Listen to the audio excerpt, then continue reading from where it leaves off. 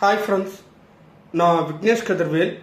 இந்த வீடியோவில் நாம் பார்த்தீங்கன்னா ஒரு சிவில் வழக்கு அப்படின்னு நம்ம மேலே வந்துருச்சு. Property dispute civil suit file பண்ணிட்டாங்க. அதை எப்படி நாம் எதிர்கொள்வது, ஃபேஸ் பண்ணுறது, அண்ட் தென் அதில் எப்படி நாம் ஜெயிக்கிறது அப்படிங்கிறத பற்றி இந்த வீடியோவில் நாம் எலாபரேட்டாக பார்த்துடலாம். வாங்க ஃப்ரெண்ட்ஸ், வீடியோக்குள்ளே போகிறதுக்கு முன்னாடி ஒரு சின்ன இன்ஃபர்மேஷன். உங்களுடைய லேண்டு சீலிங்ல இருக்கு, யூஎல்சியில் இருக்கு, பிக்சேஷன் லேண்ட்ல இருக்கு. இதை சால்வ் பண்ணணும்னாலோ அல்லது டிசி லேண்டு, பஞ்சமி லேண்டு, அல்லது கோயில் நிலம் கிளைம் பண்றாங்க, வகுப்பாரி போர்டு கிளைம் பண்றாங்க, ஹெச்ஆர்என்சில கிளைம் பண்றாங்க அப்படின்னாலோ, அல்லது பல வருடங்களா ஒரு இடத்துல இருக்கும், அதுக்கு பட்டா இல்லை, அதுக்கு பட்டா எடுக்கணும்னாலோ, அல்லது பட்டா இருக்கு ஆனா அந்த பட்டானுடைய கேட்டகரி பாத்தீங்கன்னா புறம்போக்குங்கிற கிளாசிபிகேஷன் இருக்கு, அதை சரி செய்யணும் அப்படின்னாலும் டிஸ்பிளேல இருக்கக்கூடிய நம்பருக்கு கால் பண்ணுங்க. அக்ராஸ் தமிழ்நாடு சர்வீஸ் பண்ணி தரோம். ஃப்ரெண்ட்ஸ், இப்போ வாங்க வீடியோக்குள்ள போலாம். ஃப்ரெண்ட்ஸ், ஃபர்ஸ்ட் ஆஃப் ஆல் இப்போ உங்க மேல யாராச்சும் சிவில் சூட் ஃபைல் பண்ணியிருக்காங்க அப்படிங்கிற பட்சத்தில் நீங்க என்ன பண்ணணும்னா, ப்ரீ எம்டிவா ஃபர்ஸ்ட் பாயிண்ட், இது 4 பாயிண்ட்ஸ் இருக்கு. நான் 1 by 1 சொல்றேன், நீங்க நோட் பண்ணி வச்சுக்கோங்க. ஃபர்ஸ்ட் பாயிண்ட் பாத்தீங்கன்னா ப்ரீஎம்டிவ்னு சொல்லுவாங்க. இது செக்ஷன் 148A கேவியட் பெட்டிஷன் அப்படின்னு சொல்லுவாங்க. அதை தான் நீங்க கேள்விப்பட்டிருப்பீங்க. கேவியட் பெட்டிஷன் அப்படிங்கிறது பாத்தீங்கன்னாக்க, கோர்ட்டில் உங்களுக்கு எதிராக யாரும் பாத்தீங்கன்னாக்க எந்த ஒரு டாக்குமெண்ட்ஸும் ப்ரொடியூஸ் பண்ண முடியாது உங்களுக்கு தெரியாமல். அண்ட் தென் பாத்தீங்கன்னாக்க உங்களுக்கு தெரியாம யாரும் stay order, injunction order, interim order இதெல்லாம் வாங்க முடியாது அப்படிங்கிறது தெரிஞ்சுக்கோங்க. ஸோ கேவியட் பெட்டிஷன் அப்படிங்கிறதுனுடைய இம்பார்ட்டன்ஸ் பாத்தீங்கன்னா, உங்களுக்கு தெரியாம கோர்ட்டில் உங்களுக்கு இன்டிமேட்டும் பண்ணாம கோர்ட்டில் எந்த ஒரு விஷயமும் உங்களுடைய வழக்கில் நடக்காது. அட் எனி காஸ்ட் கோர்ட்ல இருந்து நீதி அரசர்கள், நீதிபதி உங்களுக்கு தெரிவிக்காமல் எந்த ஒரு ஸ்டெப்பும் பாத்தீங்கன்னா உங்களுடைய கேஸ்ல பண்ண மாட்டாங்க. இந்த கேவியட் பெட்டிஷனுடைய வேலிடிட்டி பாத்தீங்கன்னா 90 நாள் மட்டும்தான். இந்த 90 நாள் ஆயிடுச்சு அப்படின்னாக்கா அதை நீங்க ரினியூவல் பண்ணணும் அப்படிங்கறத தெரிஞ்சுக்கோங்க. இன்கேஸ் நீங்க பாத்தீங்கன்னா ரினியூவல் பண்ணலனாக்கா அந்த கேவியட் பெட்டிஷனுடைய லைஃப் முடிஞ்சிருச்சு அப்படிங்கறத தெரிஞ்சுக்கோங்க. ஸோ 90 டேஸ்க்கு அப்புறம் நீங்க கேவியட் பெட்டிஷன் ரினியூவல் பண்ணி வச்சுக்கிறது உங்களுக்கு சேஃப்டி. அப்பதான் பாத்தீங்கன்னா உங்களுடைய ப்ராப்பர்ட்டிக்கு எதிராக stay order, injunction order, interim order, இடைக்கால தடை இதெல்லாம் விதிக்க முடியாது அப்படிங்கறது நீங்க தெரிஞ்சுக்கோங்க. ஸோ ஒரு சிவில் சூட்டுன்னு வந்துருச்சுன்னா ஃபர்ஸ்ட் நீங்க ஃபைல் பண்ண வேண்டியது கேவியட் பெட்டிஷன் அப்படிங்கறது தெரிஞ்சுக்கோங்க. அண்ட் தென் செகண்ட் பாத்தீங்கன்னாக்க ரெஸ்பான்ஸ் அப்படின்னு நீங்க ஷார்ட்டா தெரிஞ்சுக்கோங்க. என்ன, எதுக்கு ரெஸ்பான்ஸ்? சம்மன், இப்ப கோர்ட்ல இருந்து பாத்தீங்கன்னா சம்மன் வந்திருக்கு. அந்த சம்மனுக்கு பாத்தீங்கன்னா நாம ப்ராப்பரா நாம ரெஸ்பான்ஸ் பண்ணணும் அப்படிங்கிறது பாத்தீங்கன்னா ஆர்டர் 8லயும் ரூல் நம்பர் 1ல பாத்தீங்கன்னா சொல்லியிருக்காங்க. சம்மன் இப்ப வந்துருச்சு, எத்தனை நாளுக்குள்ள பண்ணணும்? 30 நாளுக்குள்ள நம்ம அந்த சம்மனுக்கு பாத்தீங்கன்னா நாம ப்ராப்பரா நம்ம ரிட்டன் ஸ்டேட்மெண்டா நம்மளுடைய ஸ்டேட்மெண்ட் நாம கொடுக்கணும் அப்படிங்கறது தெரிஞ்சுக்கோங்க. தட் மீன்ஸ் கவுண்டர் கிளைம்னு சொல்லுவாங்க, கவுண்டர் ஸ்டேட்மெண்ட் அப்படின்னு சொல்லுவாங்க. ஸோ அதை 30 நாளுக்குள்ள நாம கவுண்டர் ஸ்டேட்மெண்ட் கொடுக்கணும் அப்படிங்கறது தெரிஞ்சுக்கோங்க.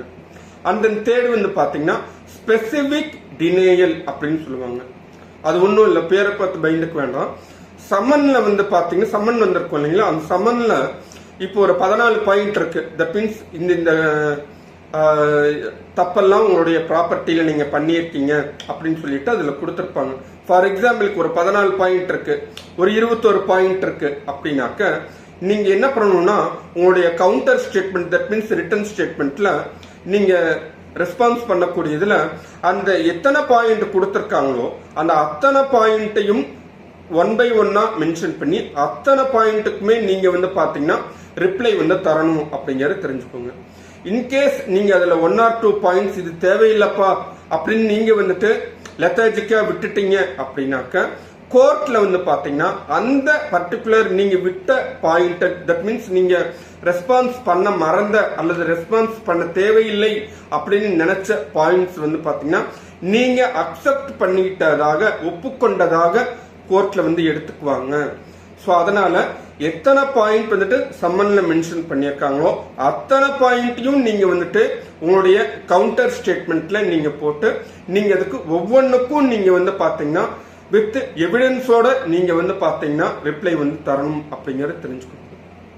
அண்ட் தென் ஃபோர்த் வந்து பாத்தீங்கன்னாக்க எவிடன்ஸ் சொல்லுவாங்க. அது வந்துட்டு ஆர்டர் 13ல கொடுத்திருக்காங்க. இது வந்து உங்ககிட்ட இருக்கக்கூடிய எல்லா ஒரிஜினல்ஸும், தட் மீன்ஸ் சிவில் சூட்னா உங்களுக்கே தெரியும், பத்திரம், மூலப்பத்திரம், தாய் பத்திரம்னு சொல்லுவாங்க, பேரண்ட் டாக்குமெண்ட்ஸ், அண்ட் தென் வந்து பாத்தீங்கன்னா patta, SLR, RSLR, FMB, topo sketch, building plan approval, DTCP or CMDA approval, RERA approval, and then property tax, EB tax, and then வந்து பாத்தீங்கன்னா வாட்டர் டாக்ஸ், இது எல்லாமே வந்து பாத்தீங்கன்னாக்க உங்களுடைய ப்ராப்பர்ட்டிக்கு உண்டான டாக்குமெண்ட்ஸ். ஸோ இது எல்லாமே வந்து பாத்தீங்கன்னா நீங்க கையில ஜெராக்ஸ் காப்பியும் வச்சிருக்கணும், தட் மீன்ஸ் போட்டோ காப்பின்னு சொல்லுவாங்க, அதுவும் வச்சிருக்கணும். as well as பாத்தீங்கன்னா எவ்வளோக்கு எவ்வளோ முடியுதோ அவ்வளோக்கு அவ்வளோ நீங்க வந்துட்டு ஒரிஜினல் டாக்குமெண்ட்ஸ் நீங்க வந்துட்டு கோர்ட்ல வந்து ப்ரொடியூஸ் பண்றதுக்கு நீங்க பார்க்கணும். அப்படி ஒரிஜினல் டாக்குமெண்ட்ஸ் இது எல்லாமே சம்பந்தமா உங்ககிட்ட இருக்குது அப்படின்னாக்க உங்க சைடு வந்துட்டு கோர்ட்ல தீர்ப்பாகிறதுக்கு வாய்ப்புகள் அதிகம் அப்படிங்கறத தெரிஞ்சுக்கோங்க. இன்னொரு முக்கியமான விஷயம், பொதுவான இந்த சிவில் சூட்டு பார்ட்டிஷன் சூட்ல வந்து பாத்தீங்க அப்படின்னாக்க 2 ஆர்டர் வந்து முக்கியமா கொடுப்பாங்க. ஒன்னு வந்து பாத்தீங்கன்னா பிரிலிமினரி டிகிரி, இன்னொன்னு வந்து ஃபைனல் டிகிரி. இது வந்துட்டு பார்ட்டிஷன் சூட்டுக்கு மட்டும் நான் சொல்றேன். அப்படி இருக்கும் பட்சத்தில் பார்ட்டிஷன் சூட்ல நம்ம என்ன பண்ணணும்னா பிரிலிமினரி டிகிரியில உங்களுக்கு எவ்வளோ ஷேர் இருக்கு அப்படிங்கறது மட்டும்தான் வந்து பாத்தீங்கன்னா பிரிலிமினரி டிகிரியில வந்து கொடுத்திருப்பாங்க. ஒன்ஸ் கோர்ட்ல நமக்கு வந்து பிரிலிமினரி டிகிரி வந்ததுக்கு அப்புறமேல, ஆர்டர் வந்ததுக்கு அப்புறமேல நாம ஃபைனல் டிகிரிக்கு நாம வந்து பாத்தீங்கன்னா செப்பரேட்டா ஒரு பெட்டிஷன் ஃபைல் பண்ணணும். அந்த செப்பரேட் பெட்டிஷனை பேஸ் பண்ணி தான் நமக்கு வந்து பாத்தீங்கன்னா ஃபைனல் டிகிரி வந்து கொடுப்பாங்க. அந்த ஃபைனல் டிகிரியில தான் வந்து பாத்தீங்கன்னா கமிஷனரை போட்டு லேண்ட அளந்து யார் யாருக்கு எவ்வளவு எவ்வளோ பங்கு இருக்குது அந்த பர்டிகுலர் லேண்ட்ல, எந்தெந்த சொத்துக்கள் உங்களுக்கு வந்து உங்களுடைய பங்காக உங்களுக்கு வந்து வருது அப்படிங்கிறது, இந்த மாதிரி டீடைல்ஸ் எல்லாம் வந்து பாத்தீங்கன்னா ஃபைனல் டிகிரியில மட்டும்தான் இருக்கும். இது வந்துட்டு பிரிலிமினரி டிகிரியில இருக்காது அப்படிங்கிறது தெரிஞ்சுக்கோங்க. ஸோ சிவில் சூட்டு இந்த மாதிரி தான் நீங்க வந்துட்டு ஃபேஸ் பண்ணணும். இந்த மாதிரி நான் சொன்னதின் அடிப்படையில் நீங்க வந்துட்டு ஒரு சிவில் வழக்கு நீங்க வந்துட்டு ஃபேஸ் பண்ணனீங்கன்னாக்க நீங்க வந்துட்டு ஜெயிப்பது நிச்சயம் அப்படிங்கறத தெரிஞ்சுக்கோங்க. சிவில் சூட் ரிகார்டிங்காகவும் அல்லது வந்து ப்ராப்பர்ட்டி டிஸ்பியூட் அல்லது ப்ராப்பர்ட்டி லிட்டிகேஷன்ல உங்களுக்கு ஏதாவது ப்ராப்ளம் இருந்துச்சுன்னா டிஸ்பிளேல இருக்கக்கூடிய நம்பருக்கு கால் பண்ணுங்க. அக்ராஸ் தமிழ்நாடு சர்வீஸ் பண்ணி தரோம். Thank you friends.